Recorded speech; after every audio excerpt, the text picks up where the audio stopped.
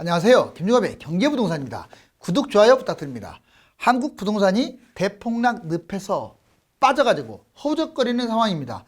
분위기가 급박하게 바뀌어 웬만큼 급매로 매물을 내놓지 않는다면 쳐다보지도 않는 실정이네요. 이대로 집값이 3년 이상 하락하게 되면 50% 이상 하락하는 아파트가 속출할 것이며 공급 폭탄과 인구 감소가 맞물리면 일본처럼 6억 집이 1억이 될 수도 있습니다. 그렇다면 무주택, 1주택, 다주택 각각의 상황에서 어떻게 대세하락의 방법을 모색해야 할까요? 김종갑 유료상담은 010-3999-8808 전화 주십시오. 토지 건축 투자 문의는 010-8443-0062입니다. 한국 부동산 대폭락 늪에 빠지다 6억 집이 1억 된다. 정말 이렇게 끔찍하게 이런 상황이 돼서는 안 되겠는데 확률이 상당히 높아요. 왜? 지나치게 뛰었기 때문에. 여기 보시면 온갖 아파트들이 다 있죠. 각 브랜드가 다 있네요. 자, 이렇게 예뻐 보이는 이 새 아파트들 정말 풍성하죠. 자, 이런 지옥의 늪에 빠질 날이 다가오고 있네요. 부동산 하락 징후 확대. 이제 부동산 그동안에는 상승 징후가 하락 징후보다 많았기 때문에 계속 오르기만 했는데 이제는 완전히 꺾였죠. 먼저 거래라인 급감 안 팔립니다. 매물은 늘어나는데 거래라인 급감한다는 게 안 좋은 거죠. 매물은 증가한다고 했잖아요. 사려는 사람이 아예 없어요. 그것도 매물 증가가 아니라 그냥 급매가 확대되고 있어요. 하락 매물이 지금 상황을 이끌고 있어요. 즉 거래됐다면 이제 예전에는 신고가였는데 지금은 자꾸 밑으로 빠진다는 거예요. 하락 거래가 된다 이 말입니다. 외곽하고 비아파트 거래 뚝 안 좋은 것은 아예 그냥 이미 거래도 안 되고 있어요. 예전에는 지금 외곽 지역이라든가 아파트가 아닌 뭐 빌라 이런 거 잘 거래 잘 됐잖아요. 지금은 잘 안 돼요. 끝물 잡지 마세요. 매수 심리, 급락, 금리, 대출 이것 때문에 아예 그냥 심리는 최악이고요. 주간 시세가 지금 빠르게 내리막하면서 이제 구 단위로 또는 도시 단위로 하락된 곳들이 점점 늘어나고 있고 상당히 지금 전반적으로 12월, 1월, 2월 심각한 상황으로 지금 처하고 있어요. 이걸 한번 정리를 해봤어요. 자, 총 10가지 기준 가지고 일단 앞으로 1년 동안 하고 좀 장기적으로 2에서 5년 동안 항목별로 또는 종합별로 어떻냐 한번 뽑아봤습니다. 여기 보시면 정부의 부동산 정책 강하게 안 나올 것 같아요. 1년간 상승. 그리고 부동산 매매 심리 하락. 부동산 거래량 하락. 기준금리 변화. 이것도 하락 쪽이겠죠. 공급 물량, 입주 물량. 입주 물량은 적다고 하지만 전체적으로 분양이 많아서 하락. 다주택 매물 아직은 늘어나지 않고 있으니까 상승. 코로나 확산 여부 계속 이어질 것 같아요. 상승. 자, 부동산 가격 적정도. 가격이 너무 높죠. 그러니까 하락. 유동성 자금 아직도 많습니다. 상승. 대출 관련해서 점점 힘들어지니까 하락. 종합적으로는 하락이 6대 4로 더 많아요. 그런데 2에서 5년까지 가게 되면 하락이 좀 더 늘어나죠. 웬만한 건 다 하락이에요. 그러니까 앞으로 1년만 놓고 봐서는 그나마 보합에서 팽팽한데 1년 이후에 4, 5년까지 내다본다면 그동안에는 뛰기만 했잖아요. 이제 떨어지기만 하는 날이 올 겁니다. 하락장 매수자 취소가 늘고 있다. 자, 여러분들 지금 거래하는데 매수자들이 취소하는 경우 막 생기고 있어요. 서울, 부산에 이어서 경기에서도 집 팔겠다는 사람이 훨씬 많다. 자, 계약 취소, 매도자 취소 많이 들어봤죠. 매도자들이 파는 사람들이 취소하는 경우는 두 가지예요. 집값이 올라가니까 기대감이 커져요. 집값이 오르고 기대감이 크니까 아예 그냥 10% 계약금 포기해버리고요. 더 올라가니까 그냥 끌고 가는 거야. 그리고 집값 띄움, 자전거래. 지들끼리 샀다 팔았다 하면서 집값을 올리는 거예요. 띄우려고 이걸 자전거래라고 하죠. 집값을 올릴 목적으로 계약 취소. 이번에는 이제 매수자 취소. 원래 매도자 취소는 많아도 매수자 취소는 그렇게 많지가 않는 거거든요. 근데 하락장에는 매수자 취소가 많아져요. 왜? 나는 떨어져서 이게 금매인 줄 알았더니 계속 떨어지고 있는 거야. 차라리 이거 계약금 포기하는 게 지금 떨어지고 있는 시세, 금매보다 더 싸. 팔아버리지. 그러니까 아예 포기해버리는 거예요. 그냥 집값 하락, 집값이 내리고 하락폭이 커져가지고 10% 계약금 포기. 요즘 이게 늘어나고 있다고요. 그러니까 10%까지 빠진 것들이 나오고 있다는 거예요. 그 다음에 청약 당첨. 청약 당첨됐으면 이게 정말 감사합니다 하고 계약을 다 하는데 지금은 점점 경쟁률은 그나마 아직도 세지만 계약을 안 하는 사람들이 늘고 있어요. 괜히 이거 계약했다가 나중에 별로 뛰지도 않고 물리는 거 아니냐. 또 혹시 분양가 밑으로 떨어지는 거 아니냐. 분양가 밑으로 떨어지는 것도 많이 나옵니다. 청약에 당첨이 되었지만 집값 하락 우려로 계약 안 해. 이 두 가지 취소사항이 늘고 있어요. 부동산 기간별 하락폭. 자, 50% 이상 대폭락 위험. 뭐 반들 떨어지는 게 뭐 대폭락이겠어요. 지금 뭐 4억짜리가 12억, 13억 같고 어떤 것들은 5억짜리가 지금 20억까지 갔는데 뭐가 됐습니까? 여기 보시면 자, 현재의 거품 2021년 아주 심각하죠. 이제 파랗게 점점 진해집니다. 볼까요? 자, 이제 대략 2022년, 23년 뭐 이 정도 되면 23년 정도 되면 1, 2년 하락할 거 아니에요. 그러면 2020년 수준, 즉 작년 수준까지 떨어져요. 그게 적은 곳은 10%, 많은 곳은 30%까지 떨어지겠죠. 그 다음에 이제 2년 동안 떨어졌다. 그러면 2019년 수준으로 내려오겠죠. 20에서 40%. 3년 정도 하락했다. 2018년 수준. 30에서 50%. 4년 이상, 뭐 5년, 6년 이렇게 오랫동안 하락했다. 그럼 2017년, 바로 문재인 정부 때, 출범 때 적게는 40%, 많게는 80%. 하락 기간에 따라서 금액이 달라지죠. 폭이 달라집니다. 하락 기간이 길면 당연히 기간이 길기 때문에 하락폭도 커지는 거예요. 2021년, 26년 내 집 마련을 그렇다면 어떻게 해야 할 것이냐 정리를 좀 해보자고요. 자, 2021년, 22년 지금 현재입니다. 내가 지금 집 잡으라고 뭐 금매 같은 경우는 잡아도 된다고 했더니 막 댓글에서 뭐라고 해요. 뭐 벌써 잡냐고. 자, 그래요. 큰 틀에서는 지금 집 잡을 때가 아니죠. 빠졌다고 해서 그 뭐 몇 년 뛴 게 금매입니까? 근데 이런 경우가 있어요. 자, 한 4년, 4억짜리가 12억까지 올라왔는데 12억이 9억으로 나왔다. 얘가 4억까지 빠지지는 않아요. 전저점까지는 안 내려가요. 자, 그러면 4억이 12억까지 갔는데 얘가 4억까지 가면 좋겠지만 그렇게까지는 잘 안 빠지고 많이 뛴 놈만 빠지겠죠. 근데 보통은 12억이 한 8억, 7억, 6억, 6, 7 이 정도로 떨어질 거예요. 그러면 한 6, 7억 떨어지는데 12억이 9억이다. 9억에서 6억, 7억 가깝잖아요. 그래서 올겨울에 그 정도 20, 30% 빠졌다. 그것은 실거주고 자기가 돈이 있다면 현찰이잖아요. 그리고 얼마가 빠진다는 것은 예측이고 그러니까 잡아도 큰 문제가 없지 않나. 무조건 잡으라는 게 아니라 본인이 돈이 있고 가뜩이나 집을 잡고 싶었는데 그러면 판단하라 이거예요. 자, 여기 보시면 지금 해야 할 일은 여러분들은 금매를 잡는 게 아니에요. 3기 신도시나 지역별 아파트 청약을 하는 거예요.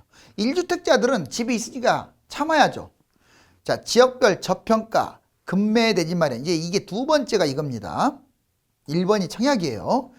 세 번째 고가 아파트라든가 이런 건 하면 안 돼. 고가 비싼 아파트 갭 투자 또는 영끌로 잡거나 못난이라는 것은 수도권에서 또는 지방에서 아예 구석등에 있는 거 외곽에 있거나 세대수가 적은 나홀로 아파트거나 아파트가 아닌 것들은 다 못난이에요. 그런 거 하지 마시라고요. 아무리 싸도. 결국 지금은 대출, 세금, 청약, 거주 정말 강하죠. 그래서 규제 강화입니다. 그런데 집값이 이렇게 한 1년에서 2년 떨어진다. 23년, 24년이면 이렇게 변해요. 이제 여러분들이 해야 할 일은 무주택자는 3기 신도시와 지역별 최고가 아파트 청약. 이때는 아마 집값이 1년 이상 빠지면 1주택자도 우선순위가 돼버려요. 무주택자만 지금은 1순위로 막 하고 있는데 우선순위가 돼서 같이 붙일 거예요. 경쟁을. 그렇지 않으면 미분양 나니까. 3기 신도시 지역별 최고가 아파트 1주택자들도 이 기회 옵니다. 이때 청약하세요. 그 다음에 지역별로 초급매 이제 30%막 이상은 떨어지는 것들이 나와. 40% 이렇게. 그러면 내 집 마련해도 돼요. 물론 더 떨어지는지 안 떨어지는지를 점검을 하고 전문가들한테 물어보고 고가 아파트 갭 투자 대출 적절히 활용해서 이때는 대출 받아도 돼요. 많이 빠진 상태니까. 무조건 잡으라는 게 아니라 판단을 하라 이거죠. 청약과 금매를 같이. 이때는 청약만. 그 다음에 대출, 세금, 청약, 거주가 일정 부분 규제 완화. 지역별로 규제가 싹 없어진 것도 있고 어느 부분은 분야별로 없어지고 이렇게. 그런데 24년, 26년 계속 빠졌다. 이제 이게 바닥장이라고 생각하자고요. 한 3, 4년 빠졌다. 주요 지역 폭락 아파트가 속출하겠죠. 자, 폭락 아파트가 매수 1순위예요. 분양이 1순위가 아니에요. 그 지역에 가장 랜드마크 있잖아요. 많이 빠졌을 거예요. 걔들이 폭이 크다면 얘가 1번이고 그 다음이 분양인 거예요. 분양, 분양권, 미분양. 물론 앞서거니 뒤서거니 하겠죠. 자, 서울 같은 경우는 폭락 아파트가 더 좋아요. 그리고 이제 경기도나 지방은 상황에 따라 달라요. 여기 보세요. 두 번째, 분양, 분양권, 미분양, 급매로 내 집 마련하셔도 된다 이 말이에요. 그러니까 많이 빠진 걸로 잡던가 아니면 분양, 분양권. 그때는 분양권도 많고요. 전매 제한 돼요 다. 미분양 널려 있어요. 이 중에서 옥석을 가리세요. 그리고 집이 있어도 1+1로 미분양, 분양권 잡아도 되고요. 주로 이런 걸로 분양, 분양권, 미분양으로 자녀들한테 증여하는 겁니다. 돈 얼마 안 들어가요. 조금만 현금 증여로 하고 그러면 자녀는 조금 돈 가지고 1억도 안 되는 돈 가지고 분양 하나 분양권 잡았다가 나중에 그게 5억, 6억, 7억, 8억 이렇게 뛰는 거예요. 왜 결혼할 때 집 사주려고 그래? 돈 왕창 들어가게. 하락할 때 해주세요. 자, 고가 아파트 갭투자 영끌 적극적으로 매입을 해. 이 영끌에서라도 매입하라고 하잖아요. 하락장에는. 자, 대출, 세금, 청약, 거주 이거 완전히 없어져 버렸고요. 부양책을 씁니다. 이제 2013년에서 21년 자, 이 흐름을 봤더니 재밌는 게 있어요. 여기 보면 임대주택 사업자 자, 여기 보세요. 다주택자, 법인, 임대주택 사업자, 다주택자, 법인 속칭 선수들이에요. 선수들. 보면은 2014년부터 17년 이때 주로 거의 안 올랐죠. 거의 2억에서 맴돌고 있네요. 여기 보니까. 자, 이렇게 이때 매수했어요. 그 다음에 18년, 19년, 20년 초 이 언저리 뒤니까 5060 그나마 경험 있는 세대들이 여기 매수를 했어요. 좀 올랐죠 많이. 그런데 마지막으로 2020년 하반기부터 21년 현재까지 2030 영끌 세대들 젊은 세대들이 이때 매수한 거예요. 거의 끝물이죠 끝물. 이거 지금 서울시 노원구 월계동 미룡 미성 3호 미미3이라고 하는데 얘가 자 2억 정도 출발을 해가지고 지금 9억까지 올라온 거예요. 엄청나죠. 근데 지금 빠지고 있잖아요. 이제 누가 이걸 사겠어요. 지금 2억이 9억이 되는데 이게 지금 다 해당되는 거죠. 자, 아파트 남는데 엉뚱한 데 묶여 있다. 하락장 매물 폭탄 뭔 말이냐. 아파트 지금 모자라는 거 아니에요. 새 아파트는 모자랄 수가 있겠죠. 사람에 따라 다르니까. 그리고 서울은 영원히 그런 식으로 따지면 영원히 서울은 집이 모자라요. 늘어날 수가 없죠. 땅은 제한적이고 그린벨트 안 풀면 그대로예요. 근데 서울도 경기도처럼 똑같이 폭락과 폭등을 반복했습니다. 집이 늘어나지를 않더라도요. 이해가셨어요? 네, 제가 하고자 하는 말은 아파트가 남아돈다. 이게 뭔 말이냐.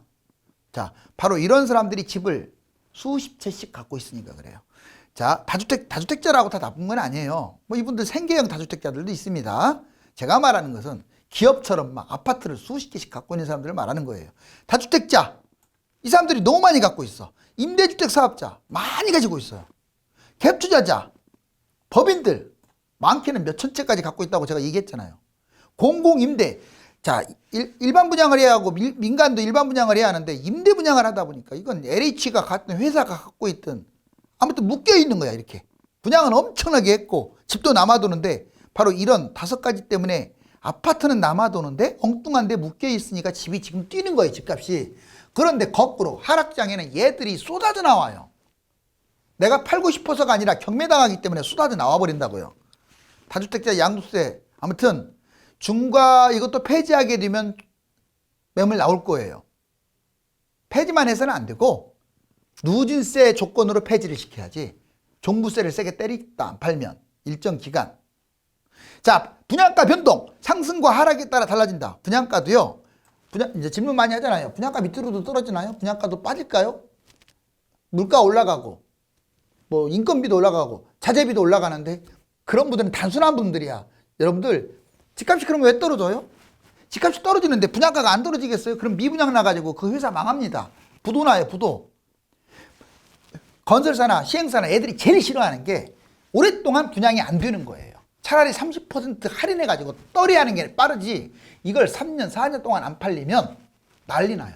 그리고 지금은 상승장이니까 그냥 좀 미분양 나서도 끌고 가요. 지들이. 하락장 아니잖아요. 그렇게까지 많이 빠진 건 아니잖아요.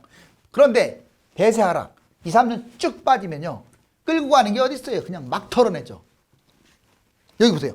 부동산 상승, 집값 상승, 청약이 치열합니다. 지금 치열하잖아요. 집값 올라가니까. 분양권도 지금 분양권 전매가 안 돼서 그렇지 프리미엄이 엄청나죠. 결국 분양가 많이 올라갔죠. 그리고 또 집값 상승하죠. 이거 계속 반복되는 거예요. 상승장은 이래요. 근데 하락장은 반대야. 집값이 떨어지니까 미분양이 증가하는 거예요. 이제 꼭 고분양가가 아니라도 미분양 생겨요. 이게 미분양이 늘어나니까 할인 분양을 해버리는 거예요.